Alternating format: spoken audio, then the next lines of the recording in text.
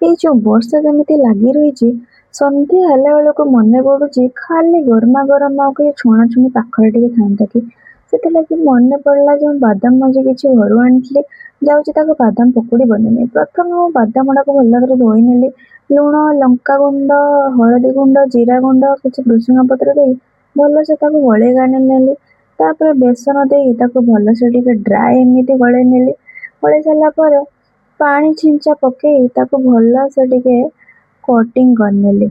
ହେଇସାରିଲା ପରେ ମୁଁ ତାକୁ 5 ମିନିଟ୍ ରେଷ୍ଟ ଛାଡ଼ିନେଲି। ଦେଖନ୍ତୁ କେତେ ସୁନ୍ଦର ମୁଁ ଗୋଳେଇ ନେଇଛି। ରେଷ୍ଟ ହେଇସାରିଲା ପରେ ଏଠି ତେଲ କଡ଼େଇରେ ଦେଇନେଲି। ତାପରେ ତେଲ ଭଲସେ ଟିକେ ଗରମ ହେଇସାରିଲା ପରେ ଆଞ୍ଚକୁ ମିଡ଼ିୟମ ଫ୍ଲେମ୍ ରଖିବେ।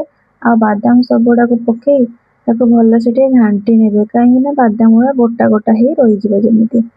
ଏଇଠି ଆମର ବାଦାମ ଗୁଡ଼ା ପୁରା ଗୋଟା ଗୋଟା ମୁଁ ଘାଣ୍ଟି ନେଉଛି। ଦେଖନ୍ତୁ ଆମର ବାଦାମ ପୁରା ରେଡି ହେଇଗଲା, କେମିତି ଗୋଟା ଗୋଟା ହେଇକି ଅଛି। ଆଉ ତାପରେ ମୁଁ ତାକୁ ଭଲସେ ଛାଣି ନେଲି। ଆଉ ତାପରେ ଆମର ରେଡି ହେଇଗଲା କୁଡ଼ୁମୁଡ଼ିଆ ବାଦାମ ପକୁଡ଼ି, ଯୋଉଟା କି ମାର୍କେଟଠୁ ବି ଆହୁରି ବହୁତ ସୁନ୍ଦର ଟେଷ୍ଟ ଆଉ କଡ଼କଡ଼ିଆ ମଧ୍ୟ ହେଇଥିଲା। ତାପରେ ମୁଁ ତାକୁ ଦିଟା ଲଙ୍କା ରଖି ଆଉ ଏମିତି ଦେଇକି ଫଟୋ ଉଠେଇ ନେଲି ଷ୍ଟାଇଲରେ।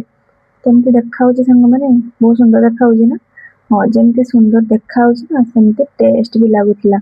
ମତେ ତ ଖାଇକି ପୁରା ମଜା ଆସିଗଲା ଏ ବର୍ଷା ପାଗକୁ। ଆପଣମାନଙ୍କୁ କେମିତି ଲାଗିଲା ନିହାତି କମେଣ୍ଟରେ ଜଣେଇବେ।